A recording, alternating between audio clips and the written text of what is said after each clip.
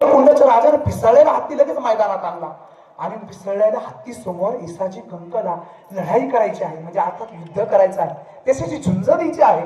विचार करा, एक पिसाळलेला हत्ती बिबट्या आला तर आपण पळून जातो. आपल्याला कळलं का बिबट्या आला इकडल्या शिवारात, तिकडल्या शिवारातले लोक घरी येऊन बसतात आणि समोर हत्ती आहे. पिसाळलेल्या हत्ती समोर येसाची कंक झुंज देणार आहे. काय वाटलं असेल छत्रपती शिवाजी महाराजांना, पण त्यांना विश्वास होता माझा मावळा कधी हरणारा नाही. जिद्द, चिकाटी, निष्ठा, त्याग, समर्पण कोणामध्ये आहे? माझ्या मावळ्यामध्ये आहे, हे छत्रपती शिवाजी महाराजांना माहिती होतं. एका बाजूला हत्ती आणि एका बाजूला येसाची कंक यांची प्रचंड झुंज चालू झाली. मित्र, कित्येक वेळा तो हत्ती आपल्या येसाची कंकच्या अंगावर झडप मारायचा. एका क्षणात, म्हणजे आज काय कधी एखादा साप सुद्धा आपल्या हातातून लवकर सुटू शकत नाही, एवढा फास्ट, एवढा म्हणजे सेकंद सुद्धा लागला नाही. अशा पद्धतीनं येसाची कंक बाजूला व्हायचा, हत्ती समोर जाऊन पडायचा. समोर जाऊन पडल्यानंतर परत हत्ती उभा राहायचा की पुन्हा एकदा झडप, सिंहापेक्षा जबरदस्त झडप मारण्याचं काम तो हत्ती करायचा.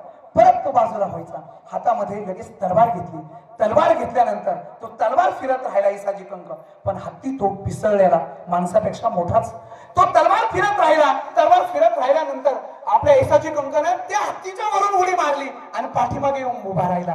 प्रत्येक व्यक्तीमध्ये, प्रत्येक प्रेरणामध्ये एक गोष्ट मायनस असते आणि ती हत्तीमध्ये जी मायनस होती, त्या लढाईमध्ये अर्ध्या तासात येसाची कंकने ओळखली की हत्तीला पाठीमागे फिरता येत नाही. समोर झडप जोरात मारतो पण पाठीमागे हत्तीला फिरता येत नाही, हे येसाची कंकने ओळखलं आणि येसाची कंक त्या हत्तीच्या पाठीमागेच उभा राहिले तलवार घेऊन. तो असा मागे फिरला का त्या हत्तीच्या पाठीमागे, ते समोरून फिरले का त्या हत्तीच्या पाठीमागे. 2 ते 3 तास हत्तीला घाण करण्याचं काम येसाची कंकने केलं. हातामध्ये तलवार होती, शेपटाच्या पाठीमागं येसाची कंक उभा होते.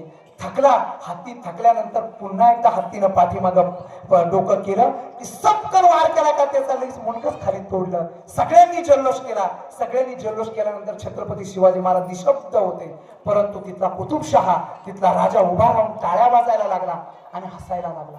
छत्रपती शिवाजी महाराज